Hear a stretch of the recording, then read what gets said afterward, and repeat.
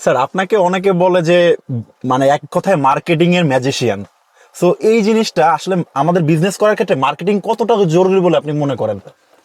শুনেন, একটা বিজনেস হচ্ছে, একটা মার্কেটিং যত বড়, বিজনেসটা হচ্ছে তত বড়।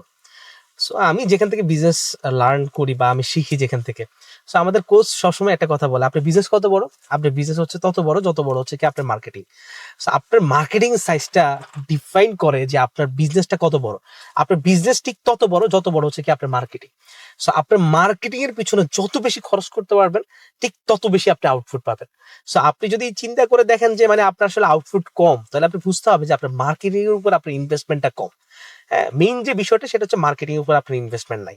মার্কেটিং এর উপরে যদি আপনি ইনভেস্টমেন্ট করে থাকেন, মার্কেটিং এর উপরে যদি আপনি খরচ করে থাকেন, দ্যাটস ফর শিওর যে মানে আপনার টাকা কেউ থামাইতে পারবে না, আশা থেকে থেকে থামাইতে পারবে না।